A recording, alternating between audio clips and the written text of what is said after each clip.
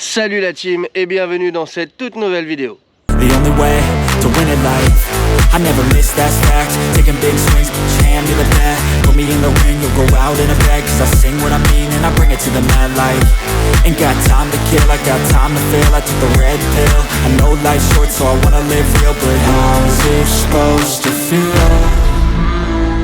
Salut la team, j'espère que tu vas bien. Pour ma part ça va nickel. J'ai décidé aujourd'hui de t'emmener avec moi faire ma fermeture 2023. À l'heure où je te parle, ma session est déjà terminée et disons qu'elle ne s'est pas vraiment passée comme c'était prévu. Donc je te souhaite un très bon visionnage. N'oublie pas, n'hésite pas à t'abonner, liker, partager, commenter. Tu connais la chanson. Je te souhaite un très bon visionnage et on se retrouve juste à la fin de la vidéo. Allez, c'est parti.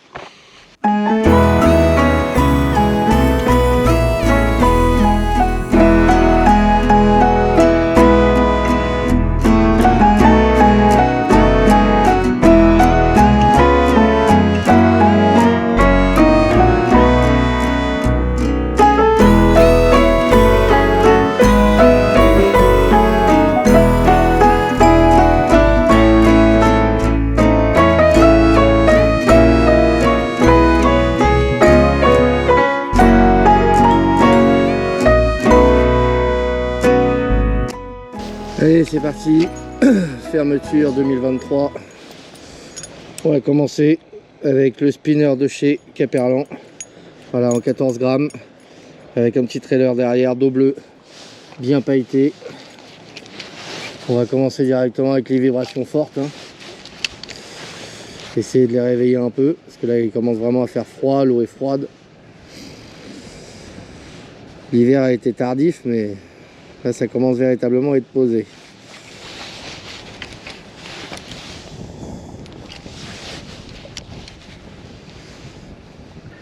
Avec les variations de niveau d'eau et de pression, avec les variations aussi de courant.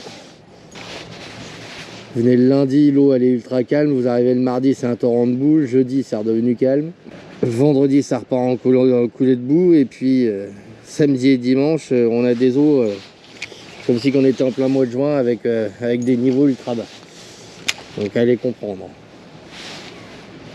Le pêcheur doit s'adapter, je suis d'accord, mais là c'est même le poisson qui doit s'adapter, parce que pour réussir à rester sur ces spots et à rester là où il reste d'habitude, ça doit pas être évident clairement. Ah, comme vous pouvez le voir, il y a encore énormément de bouillon. C'est pour ça que j'ai pas sorti les petits leurres. On va attaquer quand même avec du leurre assez lourd pour atteindre le fond assez rapidement, et puis avoir des leurres qui nagent quand même assez bien dans le courant. C'est comme c'est des zones où on peut très facilement crocher.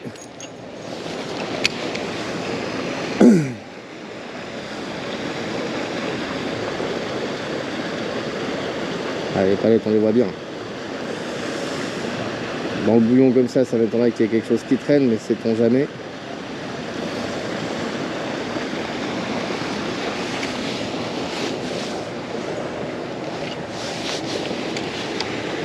Un brochet ou un cendre qui serait dans le secteur, sachant qu'il y a aussi pas mal de black bass. Ouais, le leurre a énormément de mal, pourtant je suis en 14 grammes, mais il a énormément de mal à plonger. J'ai les jambes en vrac. Le CNPL il m'aura claqué jusqu'au bout. Ouais, vous me direz, il faut vraiment être cinglé pour aller faire du futsal dans dans ma situation à moi. J'ai les jambes qui se barrent en vrac, j'ai le dos pire qu'un jeu de Lego. Mais bon, on était avec les copains, on en a profité, c'est qu'une fois par an. Alors je sais que je vais le payer pendant quelques semaines, mais ça valait vraiment le coup. Non mais les gens quoi, sérieux, une journée complète au CNPL, et les mecs on fait quoi? On va au futsal derrière. Ils sont complètement cinglés. Je pense que je vais là passer le spinner, sur le retour je vais passer le jerk minnow, toujours sur le même spot. Et puis si vraiment ça va pas, je vais sortir la petite canne spéciale drop shot et je vais mettre le drop vert. Voilà, si les gros veulent pas se bouger, on va quand même essayer de voir, déclencher au moins un poisson pour la fermeture, ce serait bien. Donc voir si les petits basses où les perches ne seraient pas attirées par un bon petit verre. Là. Je pense que ça pourrait être sympa.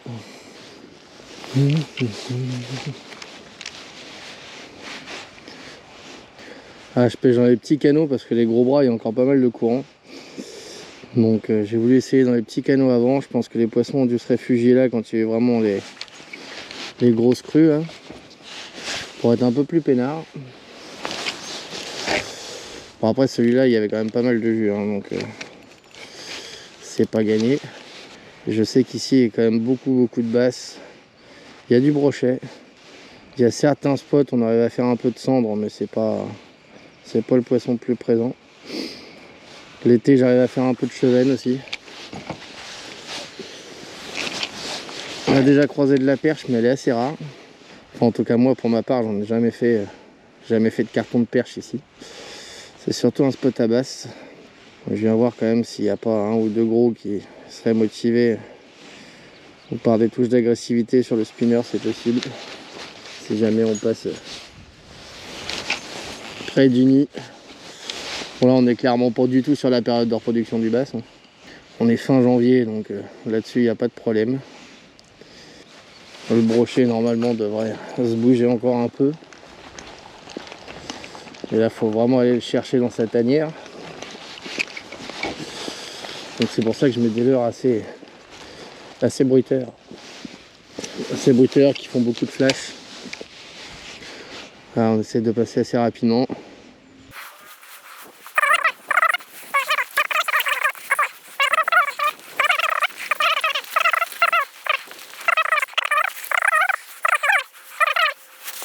Texan ou peut-être essayer le drop shot. Ah bah tiens, il y avait du monde juste en dessous.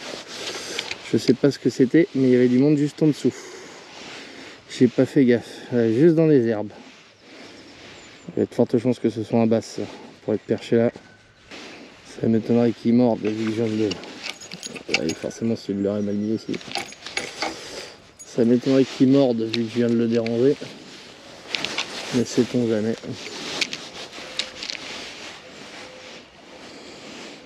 La pêche de la matinée est vraiment très difficile. Malgré que j'ai passé la plupart de mes leurres fétiches, impossible de ramener un poisson sur le bord.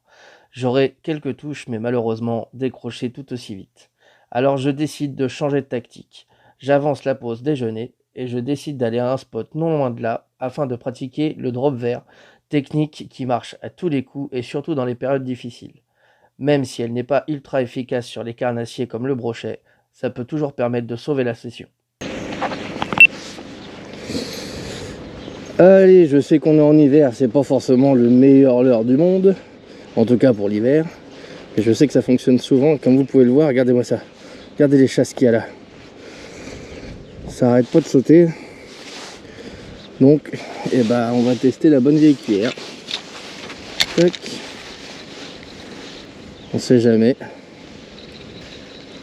sur un malentendu.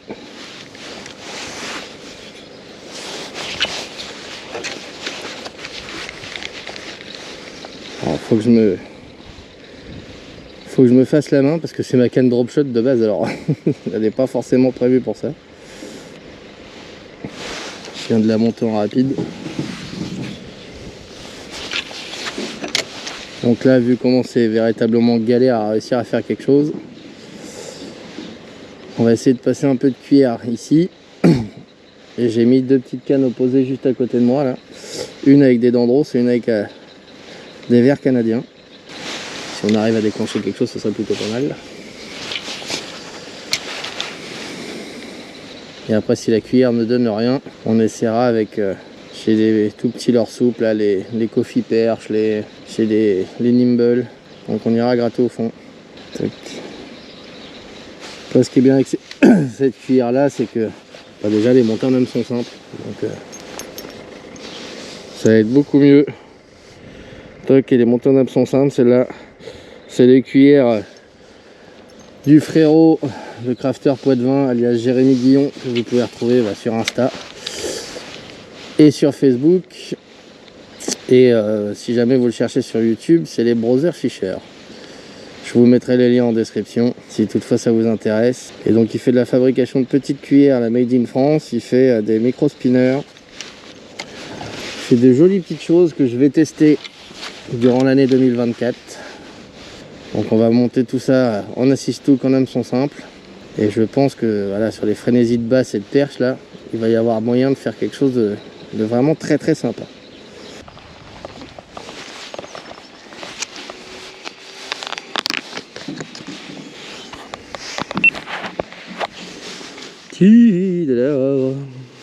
Ah, celui-là est pas mal, hein. Qu'est-ce que vous en dites? Toc. Alors pour le piquer, moi ce que je fais, c'est que je viens le piquer une fois sur la collerette là. Hop, je l'emmène assez loin. Et je le pique une deuxième fois de l'autre côté. Toc, ce qui fait qu'il tient bien, mais ça pendouille pas mal. Ce qui permet de faire quelque chose d'un peu plus attractif. Toc.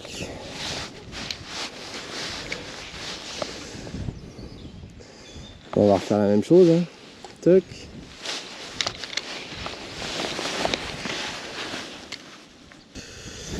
Et...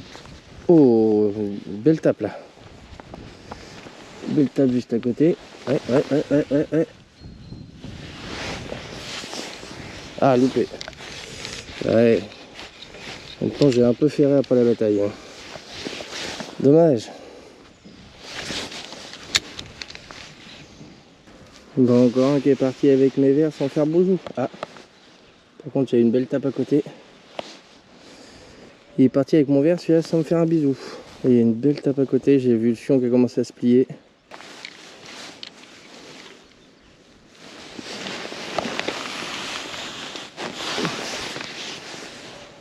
Hop. Oh, bah dis. Il a failli m'emmener la canne, celui-là. Ah, il était costaud, il est pas mal. Oh oui, il est même très joli.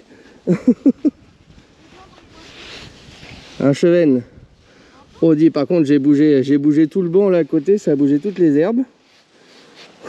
Oh, il y avait du monde là. Oh, nerveux le pépère.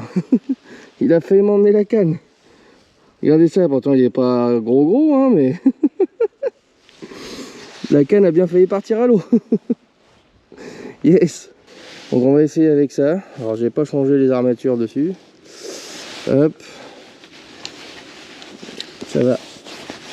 Hop là. Celui-là il nage à peu près en surface. Donc voilà, vu qu'il n'y a pas beaucoup d'eau, je pense que ça pourrait peut-être, avec les reflets, ça pourrait être intéressant. On est resté sur le coloris blanc bien évidemment. Bon, alors pour ceux qui se demandent ce que c'est, hein, vous aurez reconnu, c'est le Vatan loin. Voilà. C'est comme le Vatalion, mais c'est pas de la même marque. C'est le Vatan loin. Oh, c'est quoi ça? Poisson? Mais non, petit loup. Aïe. Bah ça c'était pas prévu au programme. Décidément je les enchaîne. Voilà. Donc, un petit gardon, voilà, que j'ai accidentellement harponné. Ça arrive. Je l'ai.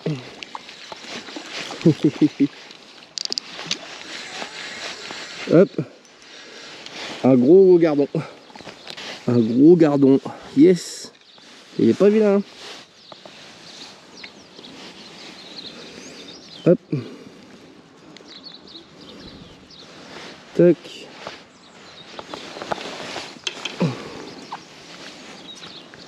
Et voilà. Encore un joli gardon. Il est costaud. Ouais. Hop là. Ah, et c'est des vraies savonnettes. Allez. Tac. File. Yes.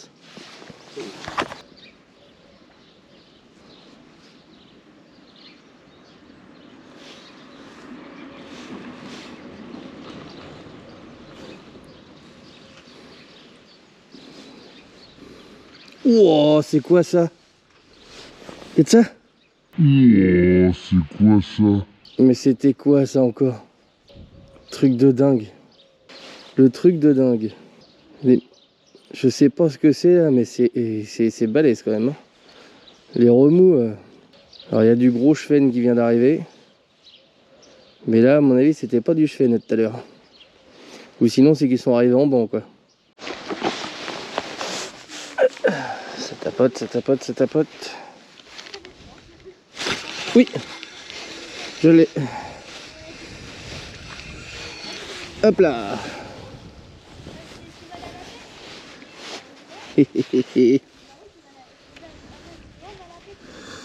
Mais comment ils font pour se piquer là, sérieux? C'est quoi ce délire? Ils se loupent totalement. Hop, bouge pas mon lapin. Tac. Ils se loupent complètement. Doucement. Hop, encore un joli petit gardon. Tac. Une petite photo. Et voilà. Et direction. Hop là. Ça repart, ça repart. Yes. Cool.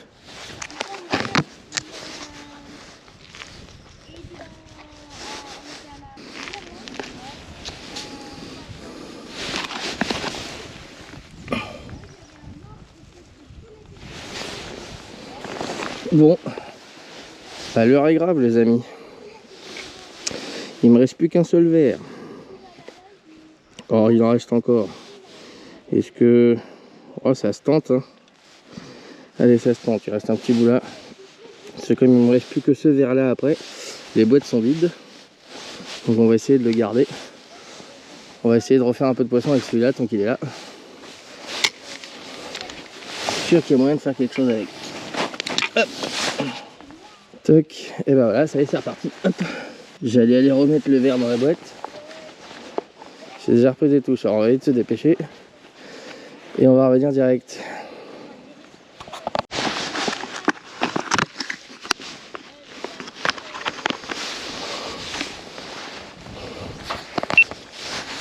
On a remis le verre dans la boîte.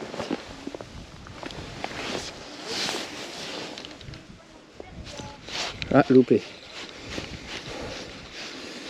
Ça, j'allais me dire, il m'a quand même pas piqué le verre, ça aurait été moche. C'est-à-dire remettre l'autre dans la boîte et puis... et bon, bah il n'y a plus qu'à le reprendre. Non, ça va. Alors...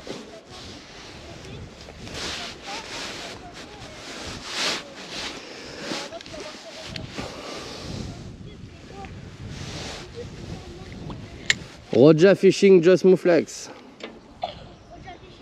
Leurre souple, leurre dure, à la cuillère, au verre. Je pêche la carpe, le brochet, le sand, le black bass. Et la vidéo que t'as fait là, tu la sors quand? Ah bah là, faut le temps que je la monte, etc. Mais dans le courant du mois de février, je pense. Ouais, il avait fait une vidéo. Elle est sur un spot. Oui, c'est une carpe miroir. Je devais faire entre 6 et 10 kilos, je pense.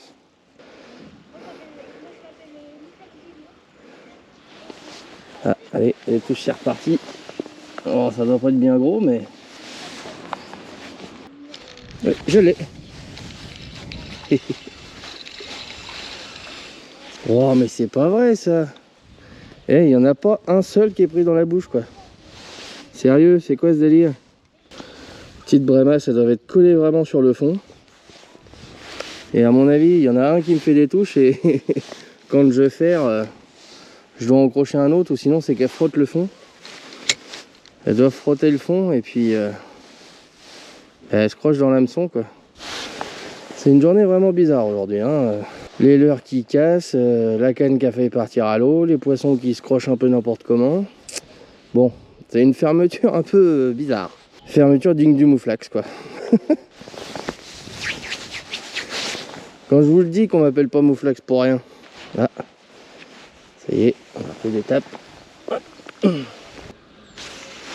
Oui, je l'ai. Encore une fois. Eh, non, mais c'est un sketch, sérieux. Non, mais vous y croyez à ça? Je suis en drop shot, quoi. Sérieux. Eh, je suis vraiment désolé, hein, j'en fais vraiment pas exprès. C'est pas énorme, tu vois. Hop, hop, hop, hop, hop. On retourne à l'eau. Voilà. Bon, ça va, elles repartent bien, mais bon. Quand même mieux d'avoir des touches par la bouche. Hein. Je crois qu'on a déjà trouvé le titre de la vidéo. Hein. Session fermeture de Mouflax quand rien ne se passe du tout comme prévu. Bon voilà la team, la vidéo s'arrête ici. Comme tu as pu le constater, eh bien la session fermeture ne s'est pas totalement déroulée comme c'était prévu. Malheureusement, impossible de déclencher ni brochet ni basse. Mais on a quand même réussi à faire quelques poissons, notamment chevenne, brème et gardon. Et moi je pars du principe que, eh bien, ne pas finir capot, c'est quand même ça l'essentiel dans la pêche. Je te remercie d'avoir visionné jusqu'ici. Surtout, n'oublie pas de t'abonner, d'activer la cloche de notification pour ne rien oublier, ne rien rater des prochaines vidéos. Likez, partagez, commentez, tu sais faire, tu connais la musique. Je te remercie beaucoup pour ton soutien et d'avoir regardé cette vidéo-là. On se retrouve très très vite sur les réseaux. Et en attendant, n'oublie pas, fish is fish, pense Mouflax, pêche relax. Allez, bye.